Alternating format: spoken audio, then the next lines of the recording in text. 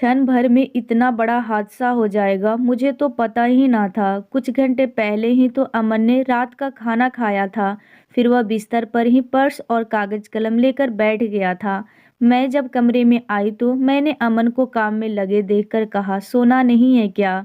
मेरी बात सुनकर उसने मुझसे कहा था कि तुम और पीहू सो जाओ, उसे कुछ हिसाब लिखना है, उसके बाद ही वह सोएगा। मैं जब सवेरे सोकर उठी तो मैंने अमन को जगाना चाहा, पर यह क्या, उसका तो शरीर ठंडा पड़ चुका था। अमन का लिखा हिसाब पर्स में अभी तक रखा हुआ था। कल ही तो वो अपनी तनख्वाह लेकर आया था। एक कागज में राशन का खर्च लिखा था और उसकी रकम अलग रखी हुई थी। दूसरे कागज में पीहू की स्कूल फीस और अन्य खर्चे दर्ज थे और उनके लिए रुपये अलग रख दिए थे।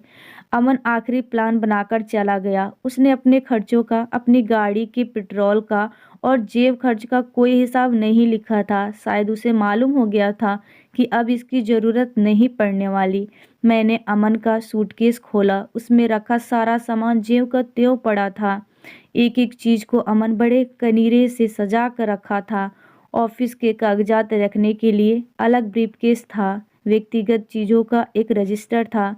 दफ्तर से आते ही वह यह रजिस्टर लेकर बैठ जाता था। कई बार मैं उसकी इस काम से उबकर फटकार भी दिया करती थी। मेरी फटकार सुनकर वह बोलता था, यह सब तो भविष्य के लिए है, मेरे लिए, तेरे लिए और इस छोटी सी पीहू के लिए। अमन को प्लान करने की आदत थी, बड़ी प्लानिंग, छोटी प्लानिंग और रोज़मर्रा की प्लानिंग, यानी प्लान करना ही उसकी ज़िंदगी थी। वह कहा भी करता था, बिना प्लानिंग की ज़िंदगी कुछ भी नहीं है।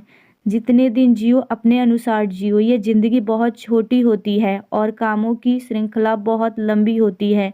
अपने सोचे हुए काम अगर पूरे नहीं हुए तो मन में मलाल रह जाता है। इसीलिए कामों को चुनना है, जितने ज़रूरी लगे उतने ही पूरा करने की कोशिश करो, बाकी छोड़ो। वे तुम्हारे नहीं हैं, वे बस मोह हैं। इस मोह को त्यागना है और अपनी ज़िंदगी को अपने प्लान के हिसाब से जीना है। सचमुच तुमने मोह त्याग दिया अमन। अनायास मेरे मुख से निकला, तुमने प्लान किया मुझे अकेले छोड़ने का। ऐसा स्वार्थी तुम्हारा प्लान निकला। तुमने सिर्फ अपना प्लान किया, मेरी ज़िंदगी की भी प्लानिंग करके जाते। अपने पर्स को दफ्तर से आते ही अमन इसी सूटकेस में रख दिया करता था। सूटकेस खोलते ही मुझे वह पर्स मिल गया। धीरे से मैंने उस पर्स को खोला। एक रंगीन पासपोर्ट साइज में अमन का आइडेंटिटी कार्ड देखते ही मेरे आंखों से आंसू झलक आए। कहते हैं कि जीवन मरण प्रकृति के हाथ में है, आदमी चाह कर भी कुछ नहीं कर सकता। मैं सोचने लगी कि प्रकृति की यह कितनी बड़ी बेईमानी है। मेरी शादी हुए मात्र 5 साल ही तो बीते हैं। एक स्वयंवर की तरह मैंने अमन के गले में वरमाला डाली थी। स्त्री पुरुष का संबंध क्या इतना दक्षिण होता है? अभी मैंने जिंदगी देखी ही क्या है? क्यों प्रकृति ने मेरा सुख चैन छीन लिया? मेरा कसूर ही क्या है? इस जन्म में तो नहीं, तो क्या सचमुच कुछ जन्म और भी होते हैं? क्या किसी पूर्व जन्म का कोई किया हुआ पाप है? लोग तो यही कहते हैं। मेरे मम्मी पापा ने मुझे समझाया, बेटी पाप धर्म कुछ भी नहीं है। कौन कहता है कि तुम्हें किसी पाप का फल मिला है? बेटी, इस दुनिया में किसी को फूल मिलते हैं तो किसी को कांटे। जिसके हिस्से कांटे आते हैं वह संघर्षशील बन जाता है। जीवन तो एक संघर्ष है, इसको सहज रूप में लेना चाहिए। जो होना था वो हो गया। हिम्मत से काम लो, उठो, अपने को सहज बनाओ। कैसे सहज कर लूँ अपने को मैं? यह दुख क्या एक दिन का है जो सुबह होते ही दूर हो जाएगा, अथवा किसी दवा द्वारा छुटकारा मिल जाएगा? क्या वैद्य से भी बड़ा कोई दुख होता है एक स्त्री के लिए?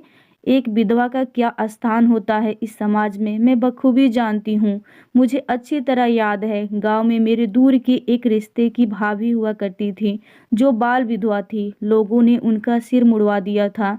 एक सादा सफ़ेद धोती पहना करती थी वे। घर में उन्हें एक छोटा सा कमरा दे दिया गया था। उस कमरे के अलावा उन्हें घर में कहीं बैठने या खड़े होने तक की इजाज़त नहीं थी।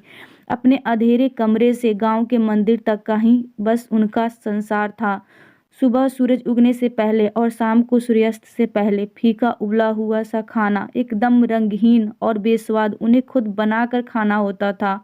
और यदि किसी कारणवश वो अपना खाना ना बना पाई तो फिर पूरा समय भूखे पेट ही काटना पड़ता था, क्योंकि उन्हें घर के रसोई से कुछ भी नहीं दिया जाता था। उन्हें किसी के साथ हंसी मजाक या बोलने की इजाज़त तो छोड़ो, किसी पुरुष की ओर देखना भी वर्जित था। कोई भी सुबह सुबह उनका चेहरा नहीं देखना चाहता था, और यदि किसी ने गलती से देख भी लिया तो सब उन्हें पता नहीं क्या क्या कहकर जलील करने से पीछे नहीं हटते थे। किसी भी शुभ अवसर पर उनके कमरे से बाहर निकलने पर सख्त पाबंदी रहती थी। शादी विवाह के शुभ अवसर पर उनकी उपस्थिति की मनाही थी। उनकी छाया तक से लोग दूर भागते थे। मैं भी अब एक विधवा हूँ। पति के दाह संस्कार के दिन सास ने मेरी हाथों की चूड़ियाँ तोड़कर पानी में फेंक दी थी। बिंदी और माथे का सिंदूर धुलवा दिया था। कितना वैभव और दर्द भरा समय है यह मेरे लिए। मैं सुहागन नहीं रही। लोग अब मेरे से घृणा करेंगे। घर से और समाज से कटकर रह जाऊंगी मैं। अब तो यही मेरा हर्ष है। क्या मैं इस स्थिति को स्वीकार कर लूं? नहीं, यह एक बुज़दिली होगी। मैं नए ज़माने की लड़की हूँ। मैं दुनिया का सामना करूँगी। मैं गाँव की निर्भावी नहीं बनूँगी। ज़िंदगी में एक हादसा ही नहीं आता, और भी आ सकते हैं, पहले से भी बड़े। तो क्या मैं ज़िंदगी इसी तरह हारती रहूँगी? नहीं, कदापि नहीं। मैंने पर्स को मोड़कर ज्यों का त्यों रख दिया। अनायास ही मेरा हाथ सूटकेस की पॉकेट में चला गया। इस पॉकेट में अमन द्वारा लाई गई लहठी, एक प्रकार की चूड़ी रखी थी, जो कुछ दिनों पहले ही वह मेरे लिए लाया था। लेकिन अब मैं इन लहठियों का क्या करूंगी?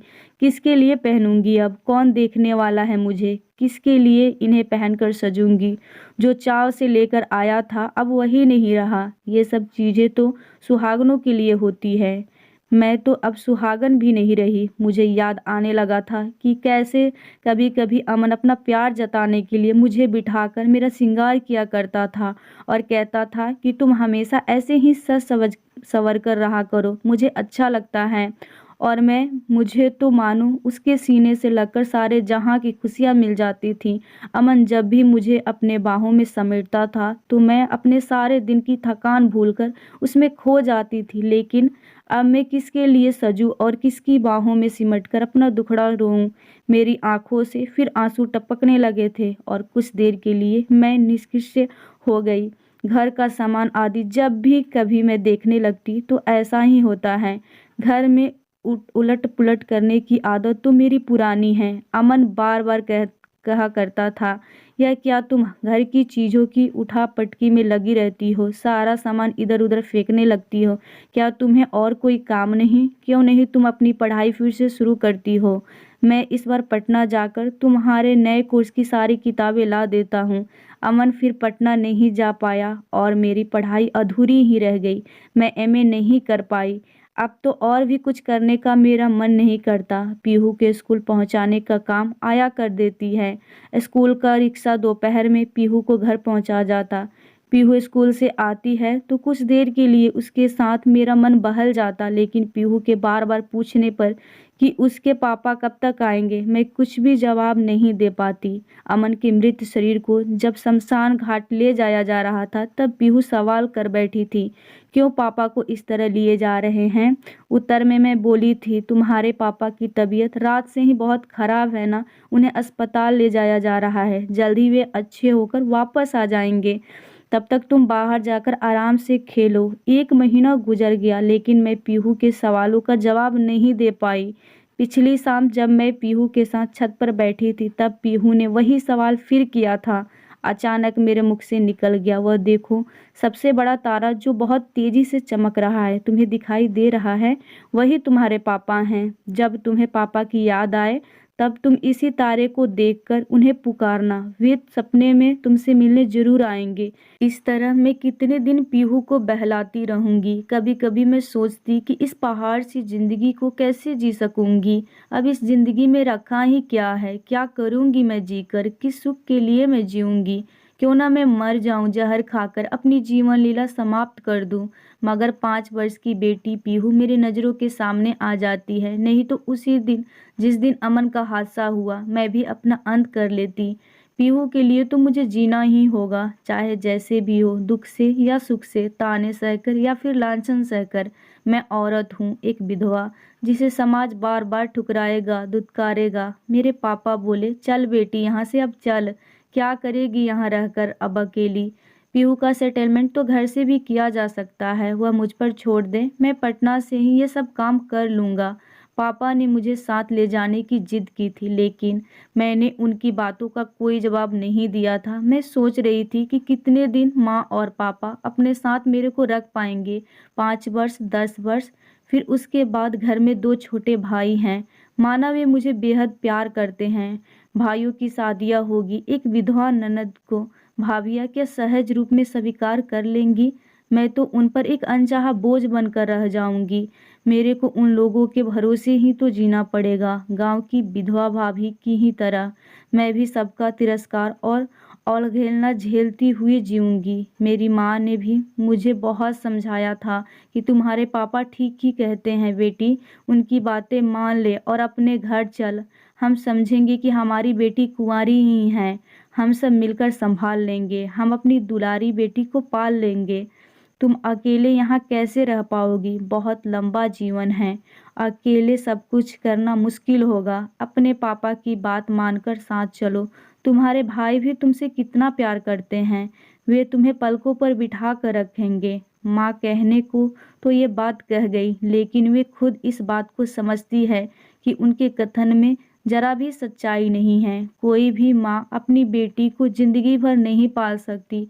उसकी ममता, उसका प्यार उसकी थोड़ी सी जिंदगी तक ही सीमित है। माँ बाप आखिर कब तक साथ निभा सकेंगे? आखिर उनकी भी तो उम्र हो गई है, और फिर अपना भार बेटों या बहुओं पर नहीं थोपा जा सकता। उनकी भी अपनी जिंदगी है। और भाई मेरी आगे की जिम्मेदारी उठा भी लें तो क्या गारंटी है कि भाभियाँ भी बिना किसी ताने उलझाने के मुझे अपने पास रखने को तैयार हो जाएं। दूसरों के सहारे रहकर तो मैं हर चीज़ के लिए मोहताज हो जाऊंगी। कैसे मैं अपनी और अपनी बेटी की ज़रूरतों को पूरा कर सकूंगी? कैसे उसे उज्जवल भविष्य दे पाऊंगी? मैं गांव वाली भाभी की तरह दूसरों की दया पर नहीं जीना चाहती थी। मैंने माँ को दो टूक जवाब दे दिया था। तुम पापा को समझा दो माँ कि वे मेरे लिए अधिक चिंता ना करें, वे खुद ही कितने कमज़ोर हैं। इतना चिंता फिक्र करने से उनकी सेहत और भी खराब हो जाएगी। मैं अपना दुख सहन करना सीख लूँगी माँ। ये तो जीवन भर का अब मेरे साथ रहेगा, और आप लोग कब तक मेरा सहारा बने रहेंगे? कभी तो मुझे खुद के पैरों पर खड़ा होना ही होगा। दूसरों के ताने और आलोचनाएं सुनकर कुछ सोचने से बेहतर है कि मैं आज ही अपनी ज़िंदगी के बारे में कोई फैसला कर लूँ। मेरी जवाब सुनकर माँ की आंखें झलझला उठी थी, क्योंकि इस सच्चाई को तो वो भी नहीं झुठला सकती थी कि समय सदा एक सा नहीं रहता, वह हमेशा बदलता रहता है। फिर उन्होंने मेरे को अपने साथ चलने को नहीं कहा। मैंने बिंदियों की पैकेट से एक छोटी सी बिंदी निकाली और ड्रेसिंग टेबल के सामने खड़ी होकर अपने माथे पर लगा ली। कुछ देर के लिए मुझे लगा कि जैसे मैंने कोई पाप किया हो। फिर मैंने अपने मन को समझाया, मैं गांव वाली भाभी की तरह कभी नहीं बनूंगी। यह बिंदिया तो अमन ने मुझे बड़े प्यार से लाकर दी हैं। इन पर तो केवल मेरा ही अधिकार है। उसकी याद में मैं इन्हें हमेशा अपने साथ रखूंगी, चाहे लोग मुझे कुछ भी कहें। ये कड़वे सच की तरह है, जिन्हें मैं अमन के लिए जिंदगी भर संजो कर रखूंगी। बिंदी वाले पैकेट को मैंने फिर वापस रख दिया। अचानक मेरी नज़र अमन की कंपनी प्रबंध निदेशक द्वारा भेजे गए उस लिफाफे पर पड़ी जो एक दिन पहले ही मुझे मिला था। लिफाफा खोलकर मैं पत्र निकाली और पढ़ने लगी। प्रबंध निदेशक ने लिखा था, अमन के असमय निधन से कंपनी के हम सभी लोग दुख से शतबंध रह गए हैं। आप पर क्या गुजरती होगी इसे हम अच्छी तरह समझते हैं। हम आपसे अनुरोध करते हैं कि अमन की जगह लेकर आप कंपनी की सेवा में लग जाएं। आपका समय भी कट जाएगा और हमें खुशी होगी कि हम अपने पूर्व कर्मचारी के परिवार के लिए कुछ कर सकें। मैं कुछ क्षण सोचती रही और फिर मैंने फैसला ले लिया कि मैं नौकरी ज्वाइन जरूर करूंगी। बिना देर किए मैंने सूटकेस से साड़ी निकाली और ड्रेसिंग टेबल के सामने आकर खड़ी हो गई। साउथ सिल्क की साड़ी में मैं खूबसूरत दिख रही थी। जैसे ही मैंने माथे पर बिंदी लगाई, मुझे लगा जैसे गहरे अंधेरे के बाद उजाला हो गया हो। अमन का दफ्तर वाला बैग मैंने अपने हाथ में उठाया और माँ को कहा, माँ पापा से कह देना मैं उनके साथ नहीं जा सकती। मैंने अपना रास्ता चुन लिया है। मैं अमन की कंपनी ज्वाइन कर रही हूँ। माँ मुझे एकटक देखती रही, मेरे माथे की बिंदी और मेरे चेहरे के तेज भाव को। मेरा वह एक दूसरा ही रूप था जिसे देखकर माँ के मन में कौतूहल के साथ एक अज्ञात भय पैदा हो गया। पता नहीं यह लड़की क्या करेगी, घर बाहर किस प्रकार रहना चाहिए इसे मालूम नहीं। कुदरत ने उससे शानो शौकत, खान पान, रहन सहन और सामान्य ढंग से जीने का हक छीन लिया है। क्या वह नहीं जानती? कुदरत ने ही उसके साथ खिलवाड़ किया है और उससे सब कुछ छीन लिया है। तब सच को छिपाने से क्या फ़ायदा? अपने धर्म और परिवार का ख्याल तो उसे रखना ही पड़ेगा। अब वह पहले की तरह सज संवर कर नहीं रह सकती। आने दो, आज समझाऊंगी मैं उसे एक विधवा को कैसे रहना है और कैसे जीवन जीना है। शाम को मैं जैसे ही अपने दफ्तर से लौट कर आई, माँ ने मुझे अपने पास बिठा लिया। मैं बहुत खुश थी। मैंने माँ को बताया, एमडी से लेकर जीएम, अन्य अधिकारी तथा स्टाफ के सभी सदस्यों से मुझे बहुत आदर मिला। अमन कंपनी में एजीएम के पद पर था, वही जगह मुझे भी मिली। दफ्तर के एजीएम का एक और पद है जिस पर फिलहाल मुंबई से मानव ने ज्वाइन किया है। मानव और अमन ने एक ही दिन कोलकाता में कंपनी में ज्वाइन किया था। मानव से कोलकाता में ही मेरी मुलाकात हुई थी। एक बार अमन ने अपने घर उसे खाने पर बुलाया था, फिर उसका ट्रांसफ़र मुंबई हो गया। आज दफ्तर में उससे भेंट होने पर पुरानी याद ताज़ा हो गई। उसने अमन की मृत्यु पर काफ़ी अफसोस प्रकट करते हुए कहा, भाभी आप इस दफ्तर में आ गई, ये आपने बहुत अच्छा किया। माँ ने कहा, यह सब तो ठीक है बेटी, कंपनी ज्वाइन कर ली, मैं मना नहीं कर रही, लेकिन तुम इस तरह मत रहो। तुम्हें रंगीन कपड़े, बिंदी छोड़कर सादे ढंग से जीना है। हमारे समाज में एक विधवा औरत रंगीन कपड़े पहने और कोई शौक करे, ऐसी इजाज़त नहीं है। और मैं ये बिल्कुल नहीं चाहती कि लोगों को तुम्हारे विषय में चर्चा करने का कोई भी अवसर मिले। इसीलिए आज के बाद तुम एकदम साधारण तरीके से रहोगी, बिंदी, काजल और लिपस्टिक का जरा भी इस्तेमाल नहीं करोगी। माँ ने जैसे अपना हुक्म जारी कर दिया। माँ ऐसा मत कहो, मैं एक विधवा की तरह नहीं जी सकती, मेरा दम घुट जाएगा, मेरी पीहू मर जाएगी। मुझे इन खोखले बंधनों से उबरने दो। माँ मैं अपनी ज़िंदगी को अपनी बेटी के साथ भरपूर जीना चाहती हूँ। मुझसे जीने का हक मत छीनो। माँ मुझे बल दो माँ कि मैं इन बुरे रीति रिवाजों का खुलकर सामना कर सकूं और खुलकर हंसी खुशी के साथ अपना जीवन जी सकूं। अमन मुझे छोड़कर चला गया है, इसमें मेरी क्या गलती है? और वह यह तो कहकर नहीं गया कि मुझसे खुलकर जीने का अधिकार ही छीन लिया जाए। मैं जीवित हूँ माँ, और मरी नहीं हूँ। मैं अधिकार के साथ खुलकर हंसी खुशी अपना शेष जीवन जीना चाहती हूँ। मैंने अपना साहस दिखाया और यह सब कुछ अपने माँ से बोल दी। माँ बोली, यह कैसे होगा बेटा? मैं मान भी जाऊं, लेकिन तुम्हारे पापा वो जरा भी नहीं मानेंगे। हमारा धर्म, यह समाज हमें सुख चैन से नहीं रहने देगा। उसकी चिंता तुम मत करो माँ, हमें ढंग से जीने का पूरा अधिकार है। जो धर्म हमें अपने पद से डिगा दे उसे हम नहीं मानते, और यह समाज जो खुद कुरीतियों के दलदल में फंसा हुआ है उसकी हम क्यों सुनेंगे? हम जैसा चाहेंगे समाज वैसा ही बनेगा। माँ ने फिर कुछ जवाब नहीं दिया। शायद मेरी बातों का उन पर असर हुआ। वे समझने लगी कि जमाना बदल गया है, नए विचारों का साथ देने में ही अब भलाई है। वक्त के साथ पुराने पत्ते झड़ते गए और उसकी जगह नए पत्ते मुस्कुराने लगे। मेरे अंदर भी नई नई कोपलें उग गई। दफ्तर में मेरा मन लगने लगा। वहाँ काम करने वाले सभी कर्मियों से मेरी दोस्ती बढ़ती गई, खास करके मानव से। एक दिन मानव को मैंने अपने घर बुलाकर माँ से भी मिलाया। माँ ने उत्सुकतावश उससे पूछ ही लिया कि वह कहाँ का रहने वाला है, उसके घर और कौन कौन है तथा वह किस बिरादरी का है। मानव ने ने स्पष्ट शब्दों में माँ को समझाया था कि वह रांची के आदिवासी परिवार से है। उसके घर में माता पिता और शादीशुदा 2 बहनें हैं। वैसे हम खाटी हिंदू हैं, लेकिन किसी धर्म या नीति से बंधे नहीं हैं। हमारा परिवार एक उन्मुक्त परिवार है, उसमें दुनिया की सभी जातियाँ और धर्म समाहित हैं। इंसानियत ही हमारी जाति है और वही हमारा धर्म है। बेटा, यह सुनने में अच्छा लगता है, लेकिन हमारा समाज और धर्म इसकी इजाज़त नहीं देते। हम इनसे बंधे हैं, अपने मन से कुछ नहीं कर सकते। माँ जी, आप लोगों को कुछ नहीं करना, करने वाले तो हम लोग हैं ही। आप बुजुर्ग लोग बस स्वीकारते जाइए, समाज और धर्म में बदलाव अपने आप आ जाएगा।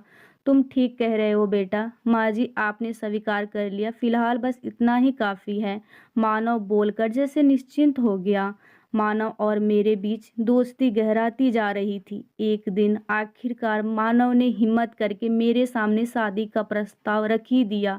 इस पर मैंने कहा कि मैं अकेली नहीं हूँ, मेरे साथ मेरी 5 वर्ष की बेटी पीहू भी है। मानव, क्या तुम उसे भी स्वीकार करोगे? ऐसा क्यों बोलती हो? पीहू तुम्हारी बेटी है तो वह मेरी भी बेटी है। हमारे लिए एक बच्चा काफ़ी है, अब औरों की हमें ज़रूरत नहीं। मुझ जैसी एक बच्ची की माँ और विधवा औरत से तुम शादी के लिए तैयार हो गए। मानव, यह तुम्हारा बड़प्पन है।